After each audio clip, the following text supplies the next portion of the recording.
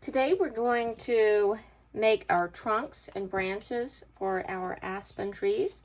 And so we have our background from our last class. I'm going to put that aside, and now we're going to use a small piece here. Same length as the background, but we're going to make our trunks. And so I'm going to start by just drawing some vertical lines down, and these are going to be my trunks, so you can make them wide, thin, whatever size you want it. You can make a variety, and you can see I'm doing straight lines, but I'm not trying to make them perfectly straight. And so I'm going to make these three sections my trunks, and the edges I'm not going to use. If you want more trunks, you can use your edges. You just might want to make a line right down the edge too. So I'm going to start, and we're using black oil pastel. I'm going to make some of those little marks. If you think about when we looked at the aspen trunks and bark, they have those dark markings on them. And you want to make sure you don't get caught up making a perfect pattern. You want it really to be as natural as you can. So don't try to make them all the same. And I'm speeding along here a little bit, so you could take a bit more time if you want. So I have three trunks right here together. I'm also going to add some of these little, it almost looks like eyes to me. I always think it's really cool when I'm looking at the trunks of an aspen, when I see those areas where old branches have fallen off, and it looks like there are eyes on them. So we'll put a few of those in there. And so what I'm going to do next, you can use a Kleenex if you want, or you can use your finger to do some blending. I'll show you with both. So oil pastels will get all over your finger. Please don't use your whole hand if you're choosing to blend that way. You don't want to get it all over your hand. Much more likely to get on your clothing if you do that. Just use one finger. And so I'm going to just take my finger and I'm blending in towards the center. Now with this center one, I could go back and forth, and then I'm sort of shading two at once. But when we cut these apart, you're going to see how it really makes it look sort of like you've shaded it in and created a 3D effect. And I can go here too. We're not worried about making any kind of mess over here. That part is going to be recycled. So I'm just rubbing. So you could kind of hear the pressure too. Let's try the Kleenex and see how that works. That might actually shade a little bit better. You have slightly less control. So just make sure you have that wrapped into your, so you're using your fingertip and not like a big, just, balled up tissue. So I'm just going to do that. And this is, I'm rubbing pretty hard, so I made a little hole. So you might have to frequently change your part. I made a hole quickly that time. Let's put a little more thickness there.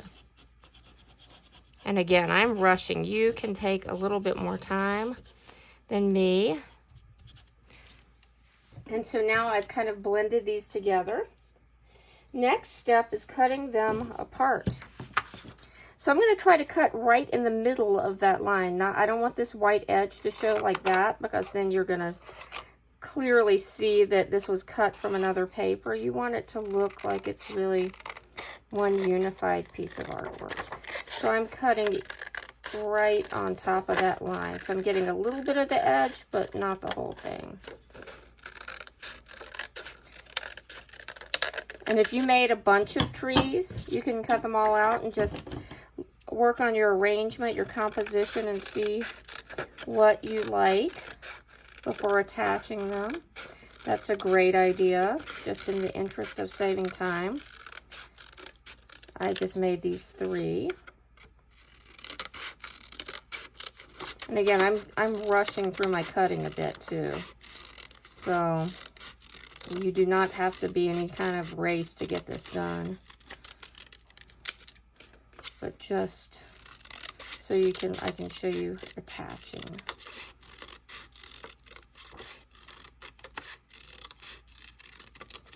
And if you end up cutting off some of your edge, no worries about that too. Or if you get them out and you think, this looks a little bit, I don't really like how much of that is showing, I could cut a little sliver of that off too.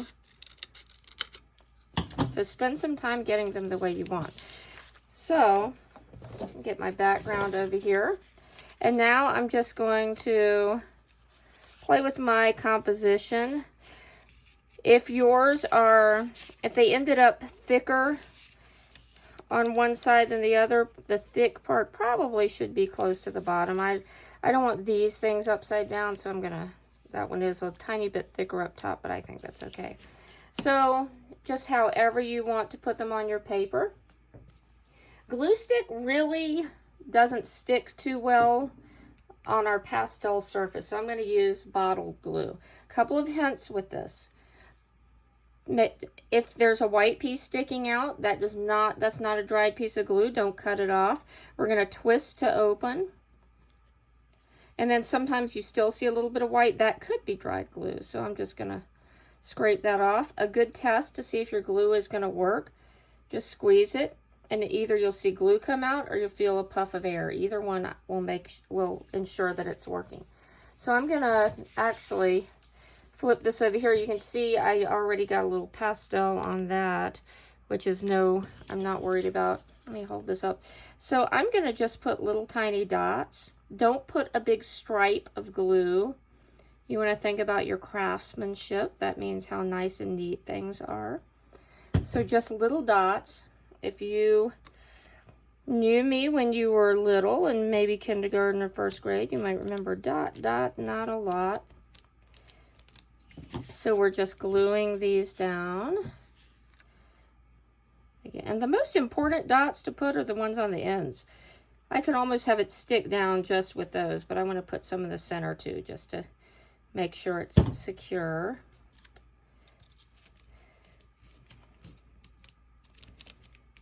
And one more.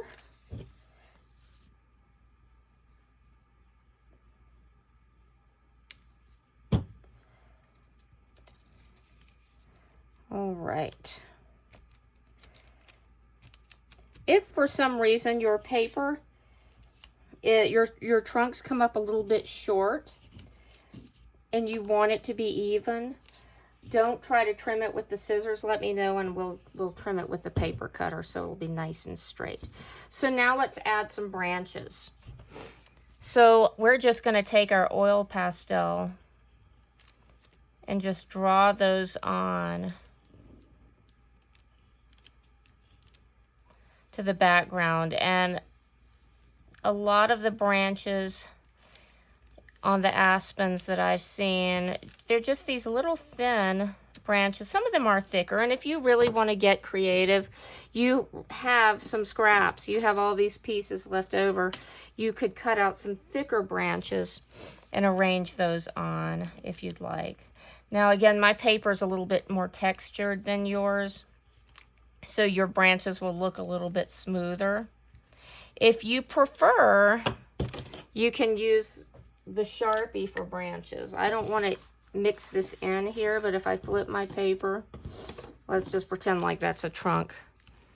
You can have them drawn on with a Sharpie if you like a little bit more of a thin look like that. But I would choose Sharpie or oil pastel. I would not use both because that's gonna not be as much unity as you want. And you can see I'm kind of just doing letter Y's, and then you can add other little branches on.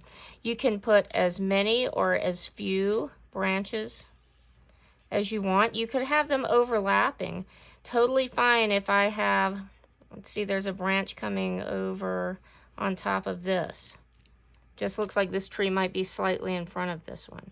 So just go ahead and continue to add as many branches as you want, and that's where we're going to stop for today.